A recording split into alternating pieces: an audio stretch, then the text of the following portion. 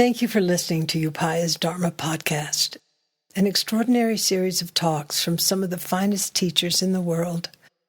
I'm Joan Halifax, founder of the Upaya Zen Center, and we're happy to make these podcasts available to you.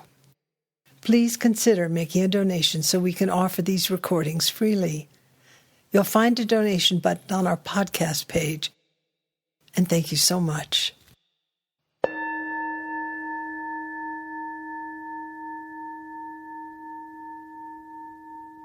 This is Dharma Podcast at dharmapodcast.org. This is episode number 1862. It was recorded on April 28th, 2021.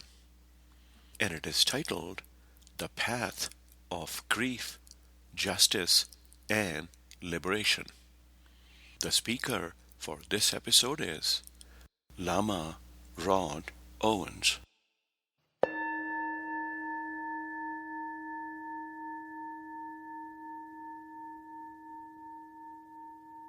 Good evening, everyone.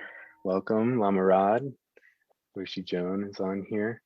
Welcome to everyone in the socially engaged Buddhist training who are in the Zoom room, and also all those of you who are watching on our YouTube channel as well. And just to briefly introduce Lama Rod, who is an author, activist, and authorized Lama, which means Buddhist teacher in the Kagyu school of Tibetan Buddhism. Lama Rod is a guiding teacher for the Radical Dharma Boston Collective, a teacher with Inward Bound Mindfulness Education, IBME, a visiting teacher with the Natural Dharma Fellowship and the Brooklyn Zen Center.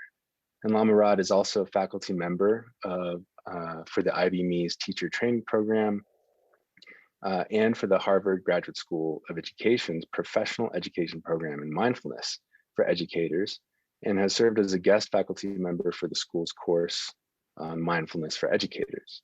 He holds a Master's of Divinity in Buddhist Studies from Harvard Divinity School, where he focused on the intersection of social change, identity, and spiritual practice, and was a recipient of the prestigious Hopkins Shareholder Award honoring his work in ministry.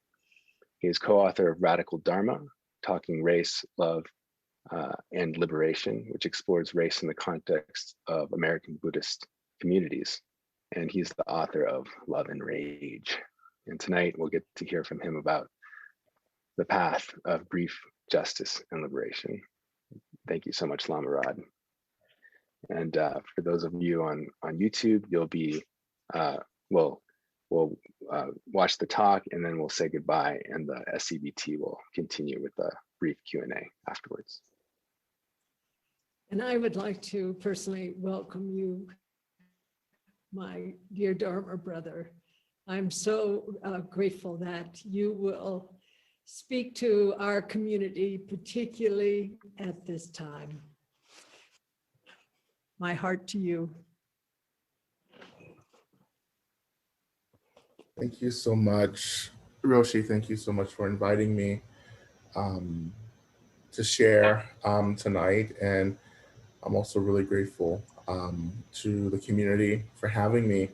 And I just say welcome to everyone who's joining us tonight here in the Zoom space, on Facebook and so forth.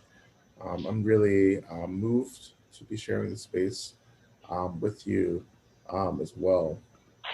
I'm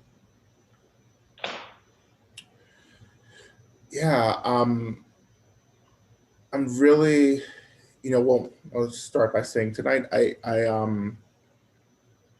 wanted to just explore or have this dialogue around this kind of intersection of grief and justice and liberation, and trying to figure out what the Dharma is, around all of this as well. And for me, these things, these topics, these areas are things that I am thinking about every day, that I'm moving through energetically.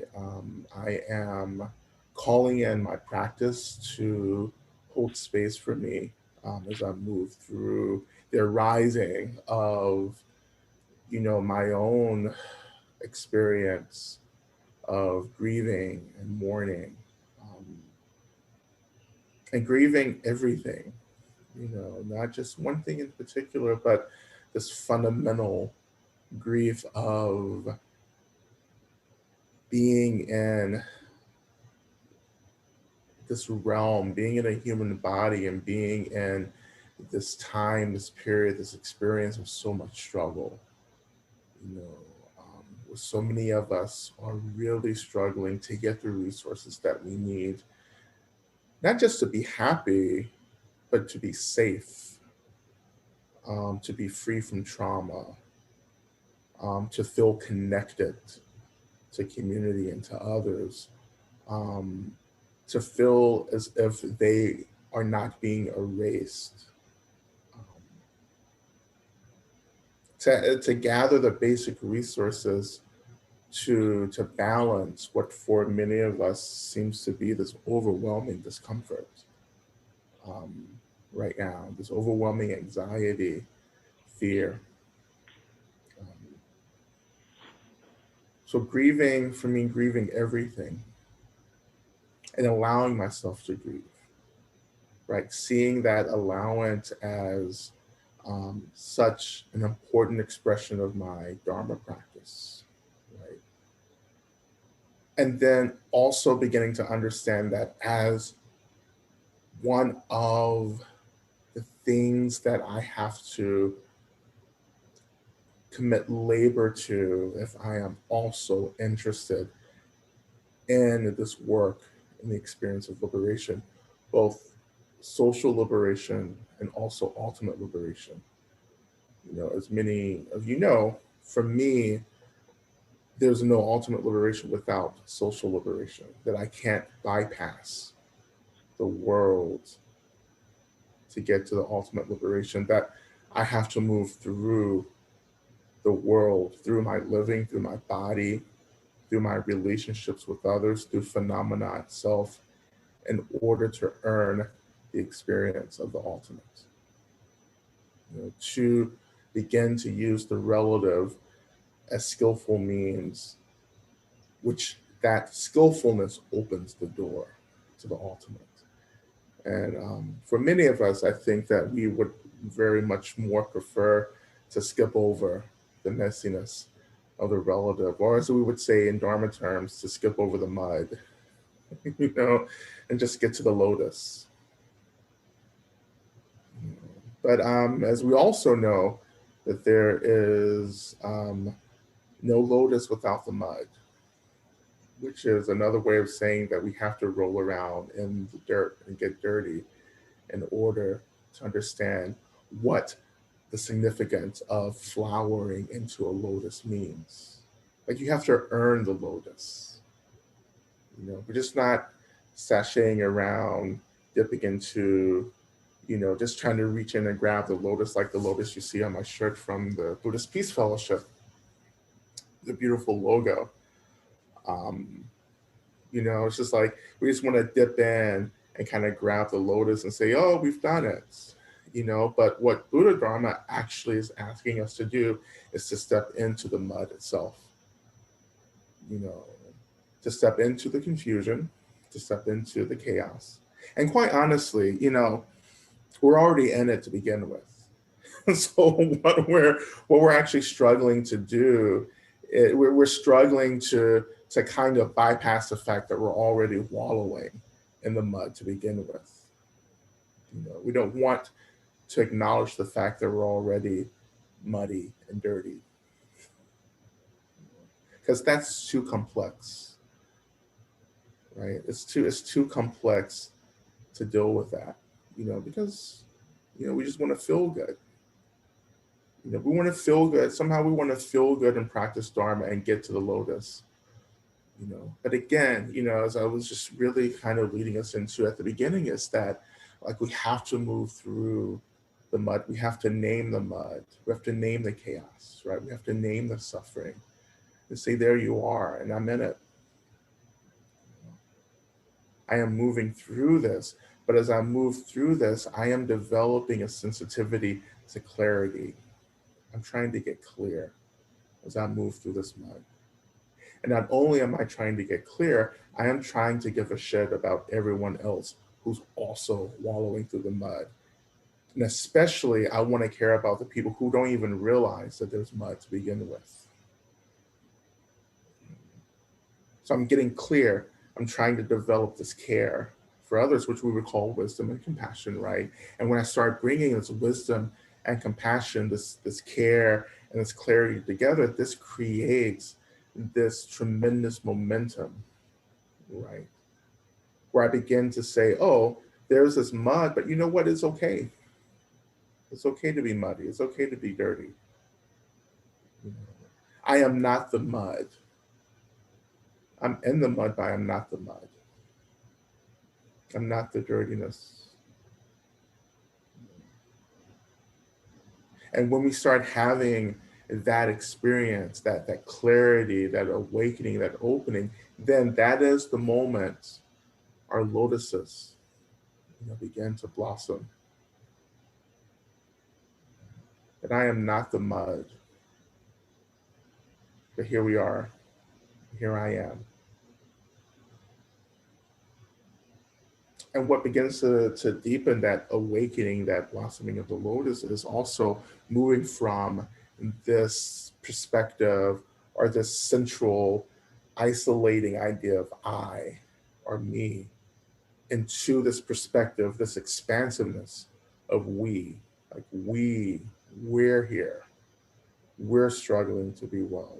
I'm struggling, you're struggling. We together are struggling to get free. We're struggling to deepen this clarity and care to begin to really awaken the brilliance of this lotus, which again, the lotus represents our own embodied, awakened consciousness, our wisdom nature, our Buddha nature.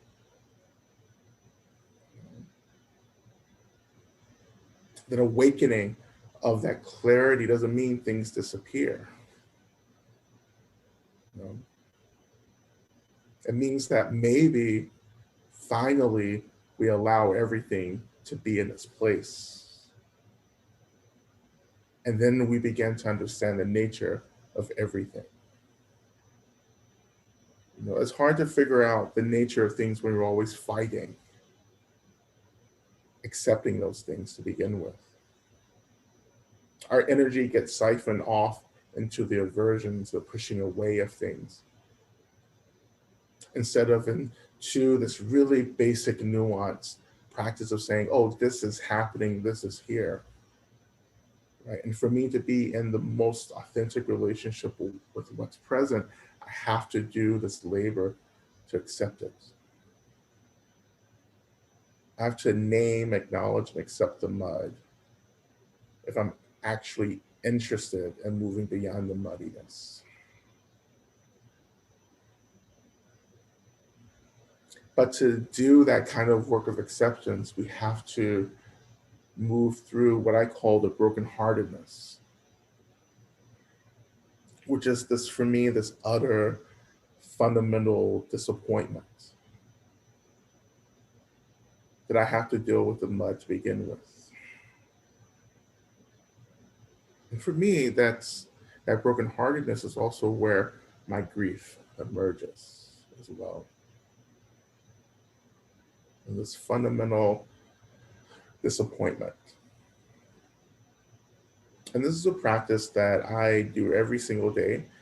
I think this fundamental disappointment comes on without, without me even consenting to it. Because really what I'm doing in my Dharma practice is engaging in the struggle to allow everything to be present, even the things that I don't want to deal with. And so in that particular commitment, I am also offering permission for everything to come when it needs to come. So that includes the heartbreak, it includes the grieving.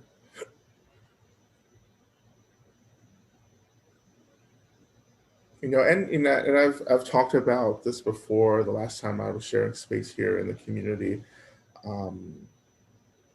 But, you know, speaking about racial justice, for instance, for me, growing up, you know, becoming aware of the system, particularly of racism, white supremacy, you know, and all of the ways in which um, racism is channeled, you know, um, into actually quite a few things, into, you know, ideas of coloration and class, into body types and ableism, um, into issues of gender and sexuality. Racism actually and white supremacy finds its way impacting all of these issues that many of us think have no relationship to each other, but in fact they do.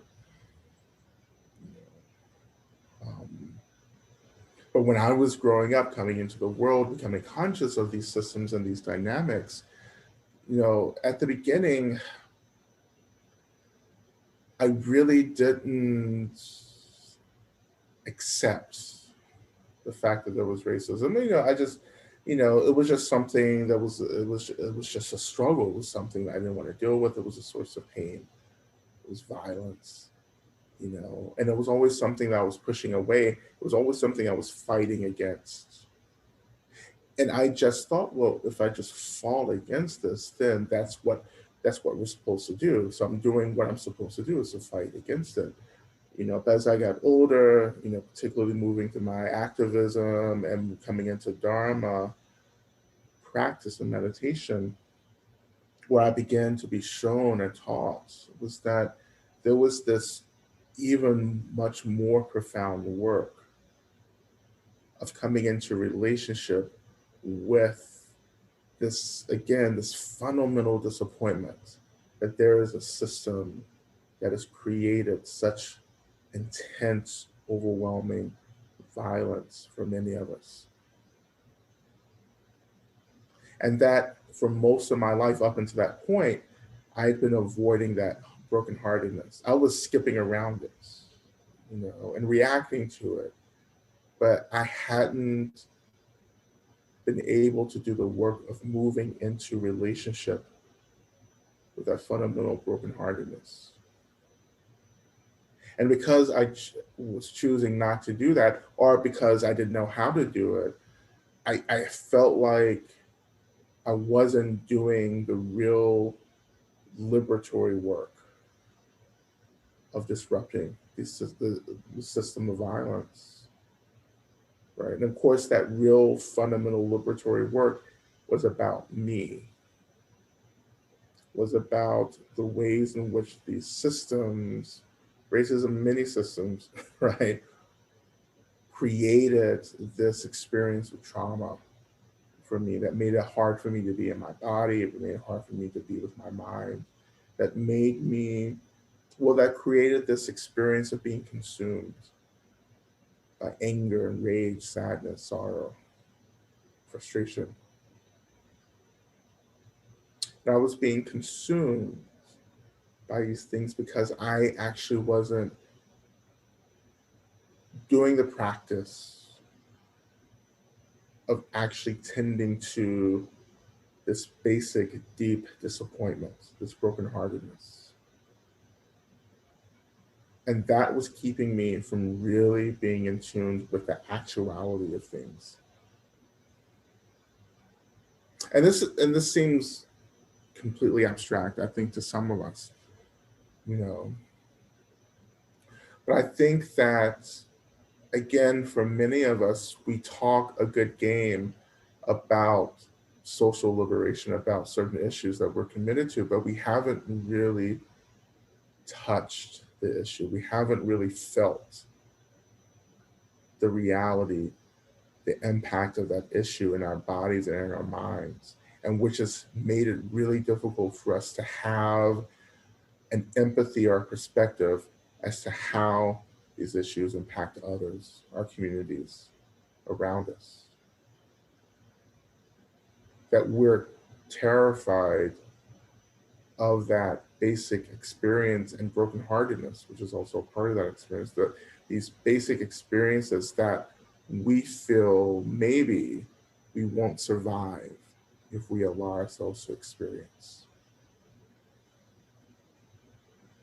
And that was the case for me when this became, more and more apparent in my practice, that there was this brokenheartedness that kept me from actually touching into the reality of these systems of violence, that this brokenheartedness seemed too much and that it would ultimately consume me, that I would be erased if I allowed myself to really open to these really complex, overwhelming emotions. Um,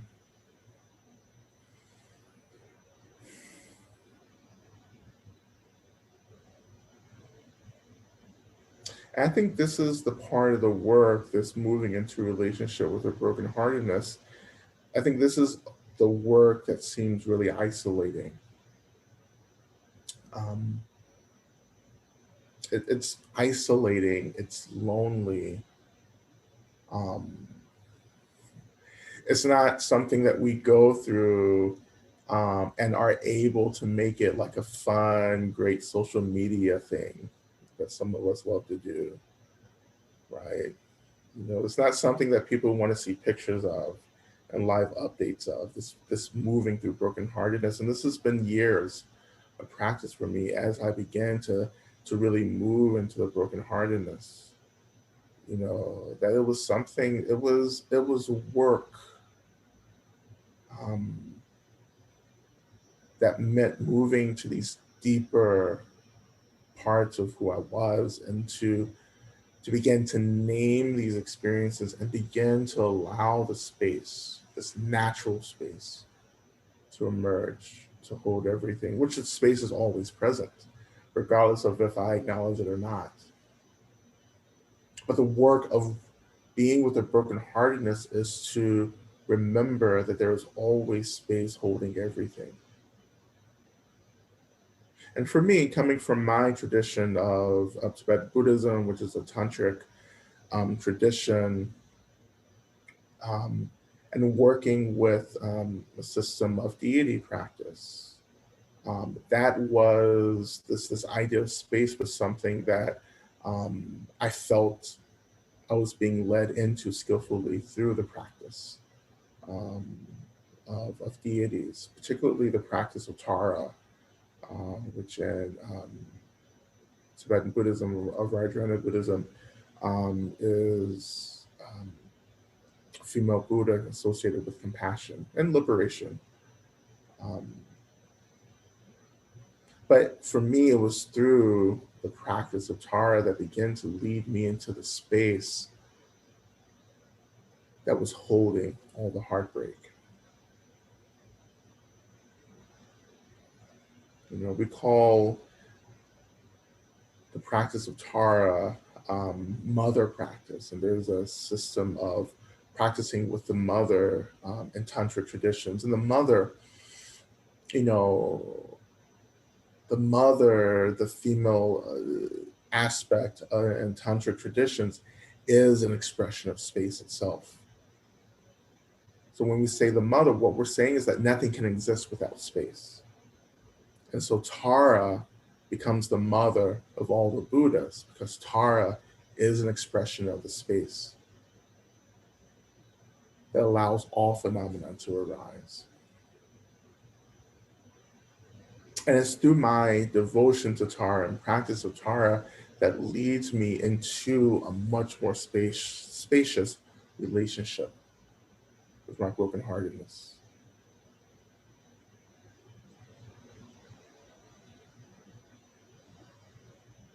And when we begin this work, and when we get really underway with this work, we will begin to notice that our activity in the world changes, right? We begin to slow down. Because this work of moving into the brokenheartedness is associated with the body. It's associated with embodiments.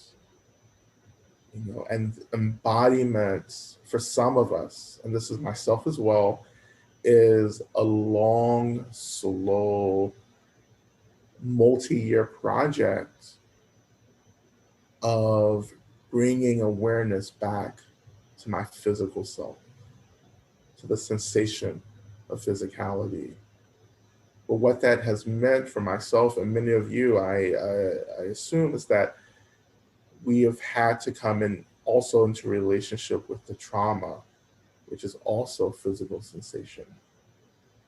And that's where the real work for many of us is being in relationship to the trauma. That becomes a central obstacle for our embodiment. And that many of us are in different places and different positionalities in terms of our bodies or our relationship to our bodies. And that always has to be honored. So when I talk about how the work of being with brokenheartedness begins to slow us down, that's when we begin to get real slow, real methodical, because we have to bring a level of deep respect and sensitivity to the experience of trauma that many of us are working with and moving through.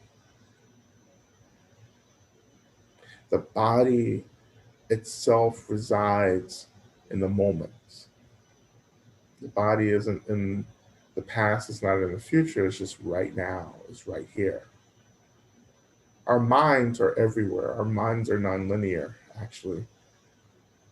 Our minds are everywhere at once.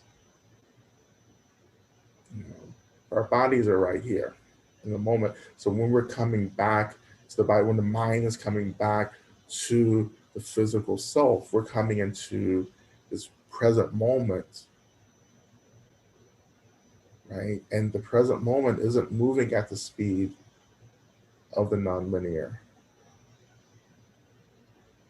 So the urgency that many of us feel in the world is disrupted when we're actually coming back into relationship with the body. And of course, coming back into a relationship with the body means we come back into a relationship with the land, with the earth. And I think this is crucial for us right now, because the earth needs us to remember our fundamental interconnectedness, our fundamental interrelatedness right now. The earth, the land, is full of data that I believe we have forgotten in our evolution through modernity and capitalism and systems of power that takes us so far away from our bodies and the earth. That the earth is full of data related to sustainability. It's full of data related to healing and to community. It's full of data related to how to live in the most direct, authentic way with it and with others who need the land, the earth, to survive. And I believe that our bodies are extensions of the earth, and that the earth is an extension of our bodies, and that this fundamental basic connection is disrupted when we experience disembodiment.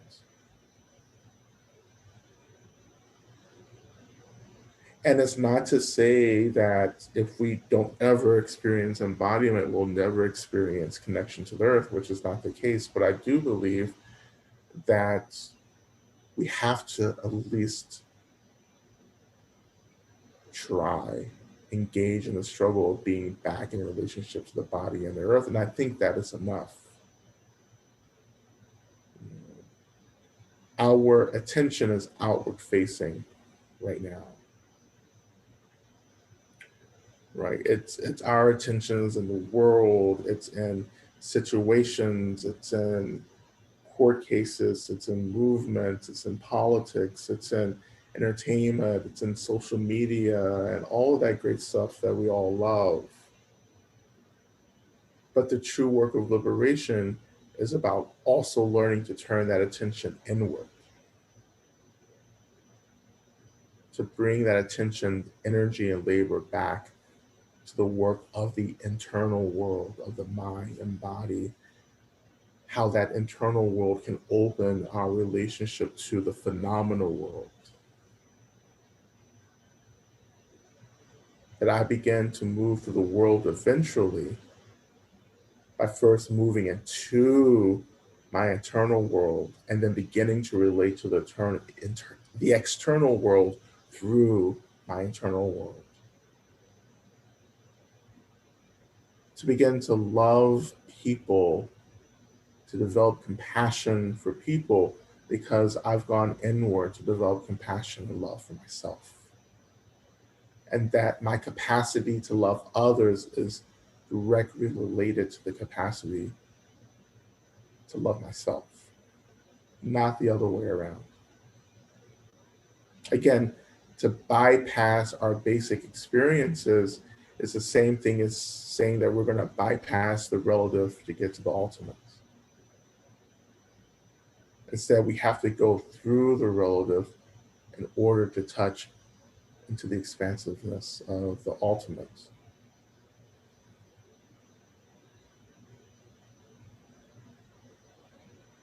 But again, we don't get there without a commitment to touching into the brokenheartedness. That touching into the brokenheartedness is what, in my practice, I'm calling grieving.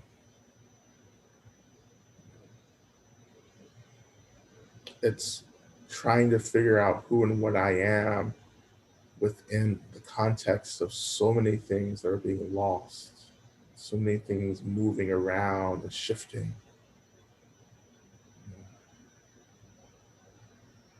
Of trying to figure out how to get my resources, how to gather the resources that I need in order to fulfill the needs that I have, when the gathering of these resources seems sometimes impossible.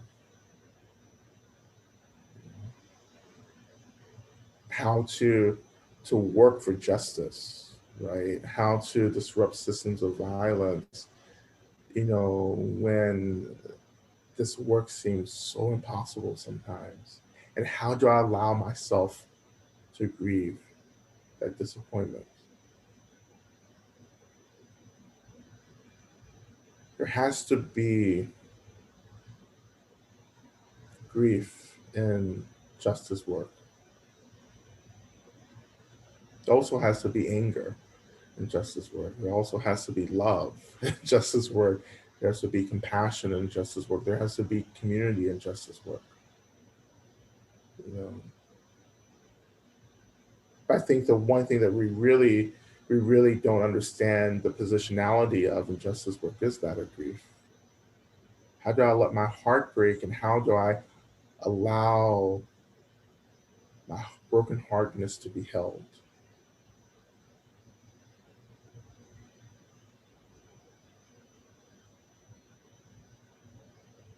And I want to acknowledge the grief that we're all holding in our practice, in our lives right now, the grief for ourselves, the grief for our communities and our collectives, the grief that many of us has been unrelenting, maybe for our whole lives, but for a lot of folks, the grief that's been unrelenting, particularly over this past year of this pandemic, this past year of continued racial injustice, this past year of environmental crisis, financial instability.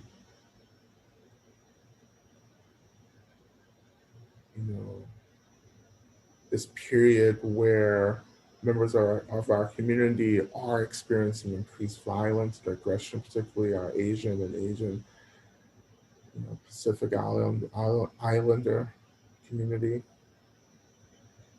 Our Sangha members, our friends, our family, our lovers, our family.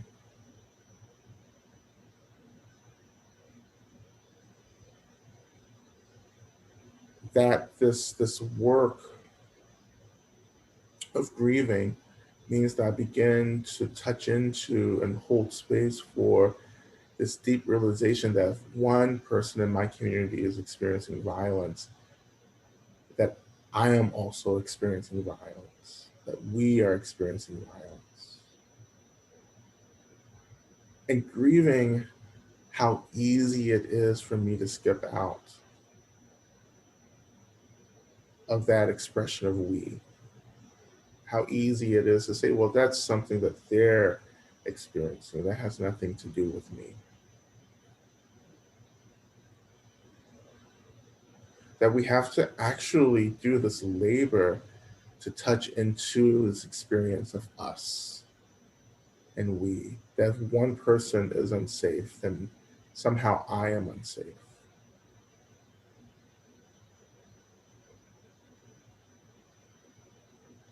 I've done, a lot of just work, personal work, community work, research, and so forth, related to the AIDS epidemic, the beginning of the AIDS epidemic, the height of the AIDS epidemic. That's a particular grief and trauma that I carry in my practice as a queer, male-identified person. That I come out, that my identity has been formed by my community's struggle with that epidemic.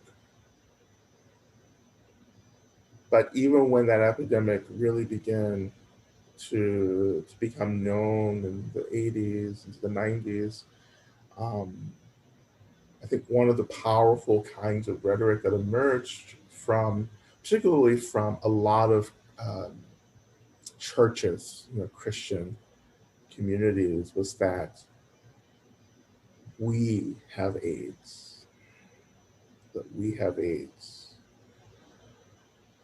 And that for me, that statement, like even if you had no connection to the epidemic, or if you didn't know anyone who was struggling with this, that somehow that statement was this intense statement, this intense mantra that brought us into the heart of this brokenheartedness, this struggle. And I think that for many of us, it's a difficult thing to utter.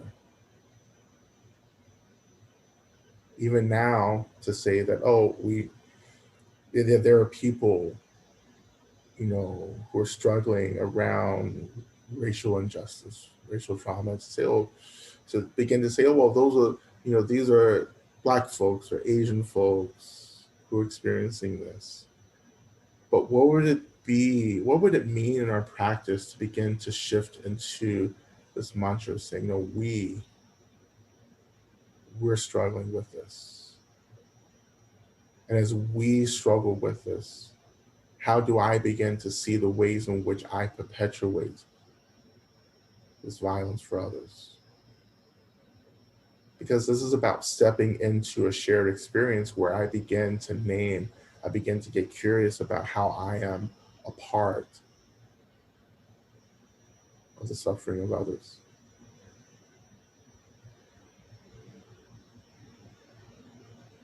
And, it's easy, I think it's important to acknowledge too that some of us don't need any more. We don't need to suffer more. We don't want to take on this empathy. We're struggling to do the basics in our lives right now, let alone take on this big, expansive struggle of other communities. And I think at that point, if that's coming up for us, I think it's really important for us to really do the work around developing a deeper trust in our practice, in Buddha Dharma, in these basic teachings that, our minds, the spaciousness of the mind, the emptiness of the mind, that our minds hold everything and can hold everything if we allow it to, if we begin to trust it.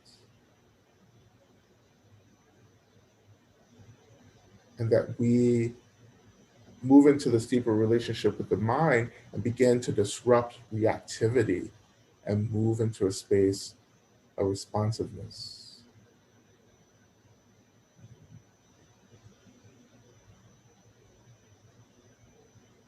And that this work of being radical, of radical action, actually, radical means that we get to the root of things. You know? And we'll never be able to get to the root of things if we're not coming back to ourselves to understand how the roots of injustice are actually being perpetuated in our experience, through our beliefs, through our attitudes, through the things that we don't know yet. If we're not doing that, then we're not doing this basic fundamental work of disrupting systems of violence in the world around us.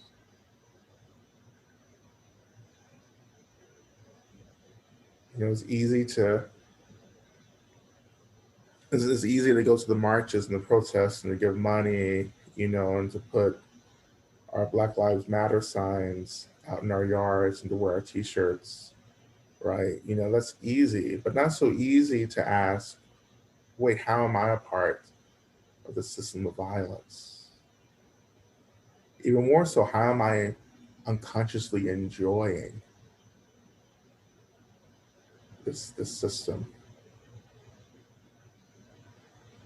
That's an easy doorway into the brokenheartedness. And it has been for me as I'm engaging in my work around, you know, patriarchy, ableism, cisgender privilege as well. When I begin to ask these questions, you know, just related to how there are just parts of all these systems that I actually unconsciously really like, you know, because it helps me to feel safe, right? It helps me to get resources. But to begin to bring attention, awareness to these experiences and to allow our hearts to break, to allow ourselves to say, and you know, and it's really fucked up at the same time, right? I have what I have and I enjoy what I enjoy because there are so many people who don't have what they need to be well. And this brokenheartedness isn't meant to like to intensify isolation and individualism, but it's intended for us to start taking responsibility for this fundamental discomfort. Instead of reacting to this fundamental discomfort and creating labor for others around us that others are not consenting to. Like if I don't do my own work, I just become work for other people.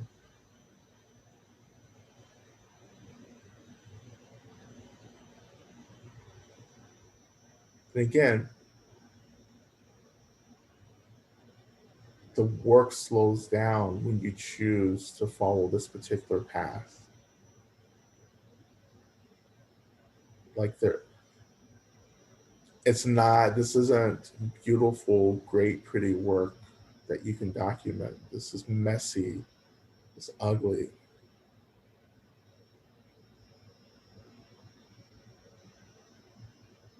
And if you're not willing to get messy and essentially move into this utter complexity, then you're not ready for the responsibility of being free.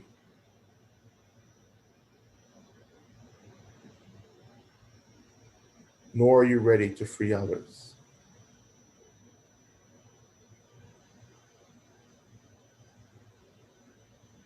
So, you know, as our time slowly comes to an end for my time with you all, I just want to again just acknowledge and honor the grieving that many of us are moving through.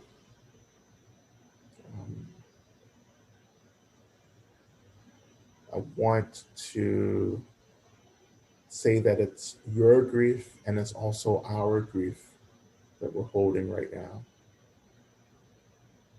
And that my prayer, my aspiration is that the resources that we need in order to allow our hearts to break and to show up for the brokenheartedness, that we get all the resources that we need to move through this for ourselves and for others.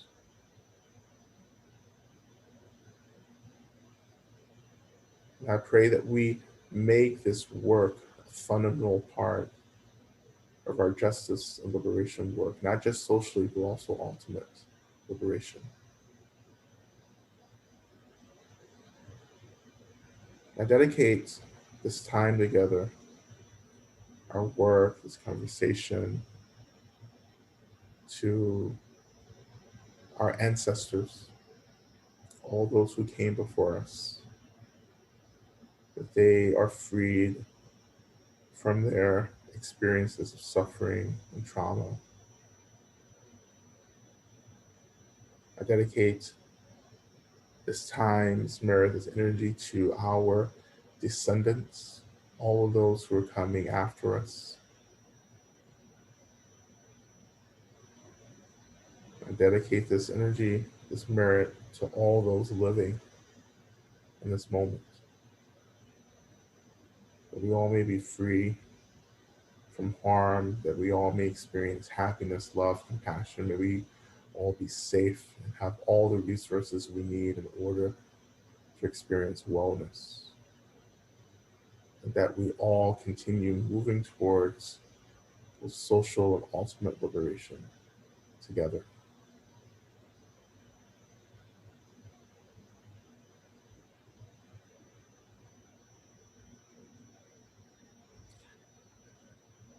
Thank you so much for this space and time.